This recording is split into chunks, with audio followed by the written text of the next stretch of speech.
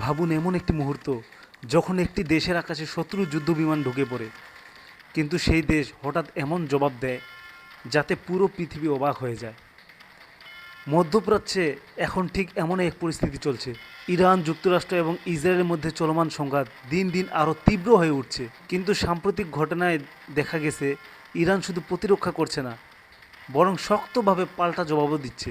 আজকের ভিডিওতে আমরা জানব কিভাবে ইরান শত্রু যুদ্ধ বিমান ভূপাতিত করলো, কেন এই যুদ্ধ এখন আরও বিপজ্জনক হয়ে উঠছে এবং সামনে কি ঘটতে পারে। ভিডিওটি শেষ পর্যন্ত দেখুন, কারণ এই ঘটনাগুলো মধ্যপ্রাচ্যের ভবিষ্যৎ বদলে দিতে পারে।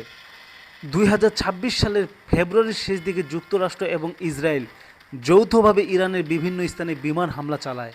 এই হামলায় ইরানের সামরিক স্থাপনা, অবকাঠামো এবং গুরুত্বপূর্ণ স্থানে আঘাত করা হয়। এরপর থেকে শুরু হয় একটি বড় আকারের সংঘাত। ইরান জানিয়ে দেয় এই আক্রমণের জবাব তারা অবশ্যই দেবে। এরপর থেকে মধ্যপ্রাচ্যের আকাশে শুরু হয় মিসাইল, ড্রোন এবং যুদ্ধ বিমানের সংঘর্ষ। ইরানের বড় দাবি, যুদ্ধ বিমান ভূপাতিত। সাম্প্রতিক একটি বড় ঘটনায় ইরানের সামরিক বাহিনী দাবি করেছে তারা 2টি মার্কিন যুদ্ধ বিমান ভূপাতিত করেছে। এই ঘটনাটি ঘটেছে ইরানের আকাশ সীমার ভেতরে। রিপোর্ট অনুযায়ী একটি যুদ্ধ বিমানের একজন পাইলটকে উদ্ধার করা হয়েছে, আরেকজন পাইলট এখনও নিখোঁজ রয়েছে।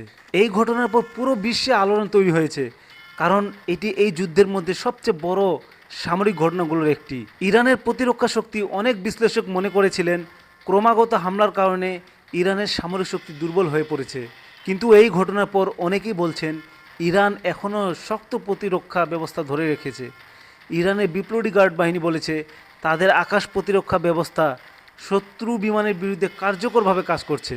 এই কারণে অনেক সামরিক বিশেষজ্ঞ এখন নতুন করে ইরানের সক্ষমতা নিয়ে আলোচনা করছেন। ইরানের পাল্টা মিসাইল হামলা শুধু প্রতিরক্ষা নয়, ইরান পাল্টা হামলাও চালাচ্ছে। সাম্প্রতিক সময়ে ইরান থেকে ইসরায়েলের দিকে বিভিন্ন মিসাইল ছড়া হয়েছে। ইসরায়েল জানিয়েছে তাদের প্রতিরক্ষা ব্যবস্থা অনেক মিসাইল আটকেছে, তবে কিছু মিসাইল লক্ষ্যবস্তুতে আঘাতও করেছে। এই হামলাগুলো দেখিয়ে দিচ্ছে ইরান এখনও বড় ধরনের সামরিক প্রতিক্রিয়া দিতে সক্ষম। আর যুদ্ধের প্রভাব পুরো অঞ্চলে। এই যুদ্ধ শুধু ইরান ও ইসরায়েলের মধ্যেই সীমাবদ্ধ নেই, এটি ধীরে ধীরে পুরো মধ্যপ্রাচ্যে ছড়িয়ে পড়েছে। লেবানন, সিরিয়া এবং পারস্য উপসাগরীয় অঞ্চলেও সংঘাতের প্রভাব পড়ছে। কিছু এলাকায় বিস্ফোরণের শব্দ শোনা গেছে এবং বিভিন্ন অবকাঠামো ক্ষতিগ্রস্ত হয়েছে। এই পরিস্থিতি এখন পুরো অঞ্চলকে একটি বড় সংঘাতের দিকে ঠেলে দিচ্ছে। কেন এই যুদ্ধ এত গুরুত্বপূর্ণ? এই যুদ্ধের গুরুত্ব অনেক বড়, কারণ ইরান মধ্যপ্রাচ্যের একটি বড় শক্তি এবং এই সংঘাতের সাথে জড়িত রয়েছে বিশ্বের সবচেয়ে শক্তিশালী দেশগুলোর একটি। এই কারণে এই যুদ্ধ শুধু একটি আঞ্চলিক সংঘাত নয়, এটি বিশ্ব রাজনীতি এবং বিশ্ব অর্থনীতির উপরও বড় প্রভাব ফেলতে পারে, বিশেষ করে তেল বাজার ও আন্তর্জাতিক বাণিজ্যের উপর। ইরানের অবস্থান, ইরান বারবার বলছে তারা এই যুদ্ধ শুরু করেনি, বরং তাদের উপর হামলা করা হয়েছে এবং তারা আত্মরক্ষার জন্য লড়াই করছে। ইরানের কর্মকর্তারা বলেছেন যদি তাদের উপর হামলা বন্ধ না হয় তাহলে তারা আরও শক্ত প্রতিক্রিয়া দেবে। এই বক্তব্য মধ্যপ্রাচ্যের উত্তেজনা আরও বাড়িয়ে দিয়েছে। ভবিষ্যতে কি হতে পারে? বিশেষজ্ঞরা বলছেন এই যুদ্ধ দ্রুত শেষ হওয়ার সম্ভাবনা খুব কম, কারণ দুই পক্ষই এখন শক্ত অবস্থানে রয়েছে।